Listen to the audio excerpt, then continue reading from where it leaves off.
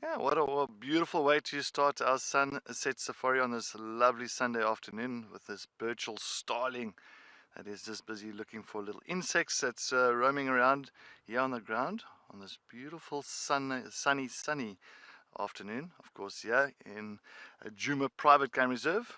Of course, the beautiful world-renowned Usabi Sands, South Africa. Good afternoon, everybody. My name is Cedric, and behind the camera with me here on Owendi, we've got a panda. Thanks for joining.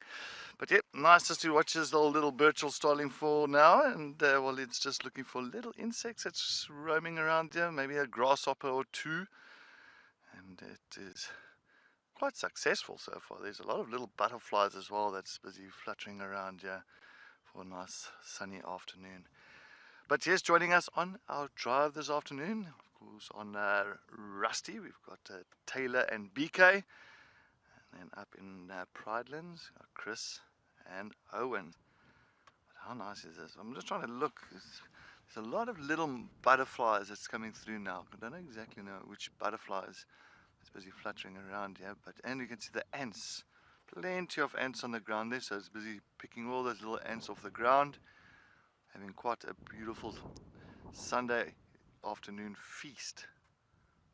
Oh, Sunday afternoon lunchtime is always the nice roast chicken or lamb, and it looks like this Birchall starling is loving it for the afternoon.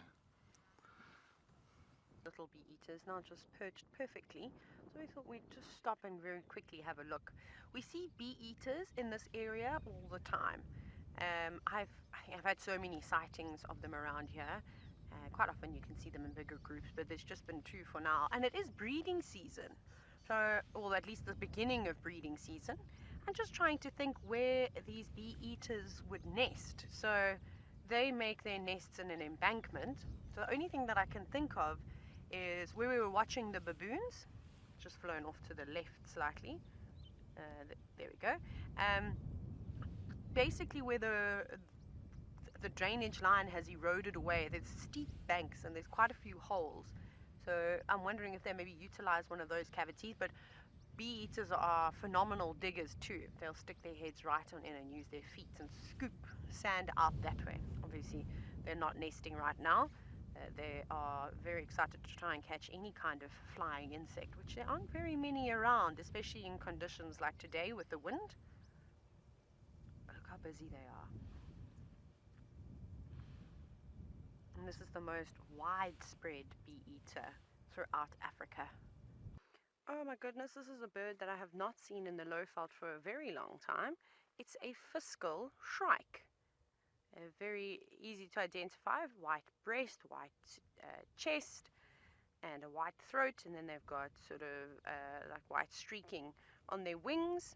And I think this one, if I'm not mistaken, you can see there's a little bit of brown just below the wings, and I think that's a diagnostic feature of a female, but rather large beak with a very sharp hook on it. And these are one of the most ferocious hunters out here. If you know a grey-headed bush shrike, for an example, they're very much along those lines of sort of the aggressive assertiveness in the bush. We had the most beautiful view of them about a minute and a half ago. They were standing out in the open. It was so gorgeous. I'm just going to wait till she stops again. She's not worried about us at all, which is really nice. And she might disappear, but I think we could probably find her again. Oh, look at all those oxpeckers. Unfortunately, rhinos are poached specifically for their horns, and people will come in and kill them. So one of the tactics they're using is dehorning them to the point where it doesn't hurt them, as a sort of a deterrent, to maybe change the minds of poachers. But unfortunately that doesn't always work, but I suppose we can only try, and anything is better than nothing. But they're still able to survive. And that's a lovely little calf. But you'll see she keeps scanning around. Well, you can still see the buffaloes are still coming through in numbers, still slowly heading east into Torchwood. And very important for us for the I always say when you find a herd of buffaloes, sit and observe, just look around. And especially if you know that you've got lion tracks coming into this vicinity as well, into this area, then you're thinking to yourself, okay, why? It's nice and cool, it's a nice cool afternoon, and well, could there be some lions following them? So we are going to wait very patiently here, and then I think what we shall do after this, especially once the buffaloes have passed by here, we will go down towards the Chitwa Dam and go and take a look around the dam area just to see if these buffaloes ain't gonna come down to the water. But I'm sure they are. That looks like the general direction. You can see they're on quite a mission, all in a line. Almost looks like Matabele ants that's walking. We've had elephants that have been seeking shelter in the low-lying areas of Djuma. I don't blame them. They are slowly feeding in this direction, but they don't look like they're in much of a hurry at all. And it is a breeding herd. There are a number of them just hidden amongst all the vegetation. You can maybe see a head of another one just popping over the top of a silver cluster leaf. I even saw some youngsters too, but they're going to be quite difficult to spot.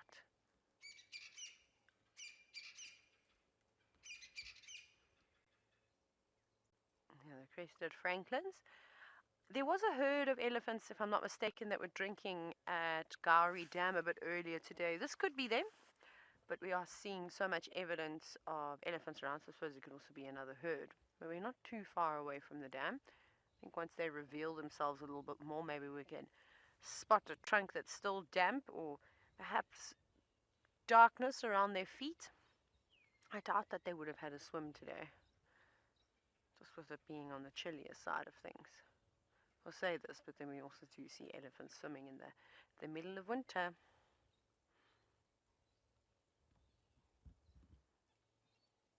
Hi baboons, don't be afraid of us. They're not particularly impressed with our presence. Nothing to be alarmed at.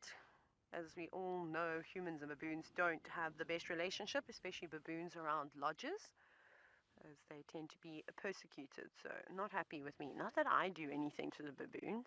I shout at them, though, if they try to break into the room or the kitchen, 100%, but that's the extent that I go through. What are you eating? It's something white in her mouth. I don't know if it was maybe a root of some kind. There's a couple of them. Now you can see how they've settled down. Oh, the male behind the tree. Not taking kindly to anybody, kind of saying, get out of here, this is my spot.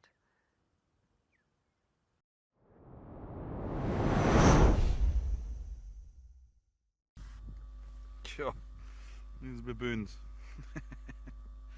We actually stopped to try and frame up this enormous baboon that we saw earlier. I think it might be that one, yeah. That's I think it's him. But a seriously big baboon. Very likely the top ranking male. And just judging by his gaze, it's definitely authority behind that.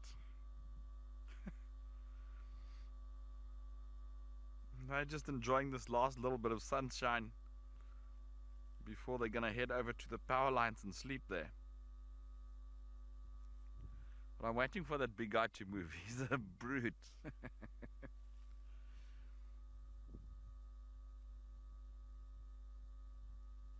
You gotta love him, eh?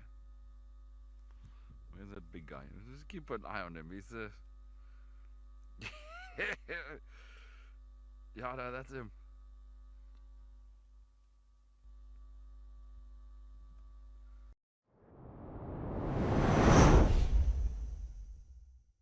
Yeah, thank you so much for all the comments and questions that everybody sent through to us today, and thank you so much for joining us. And you know, we really do appreciate it and kept us on our toe. Well, we got some last little few minute our last minute impalas here.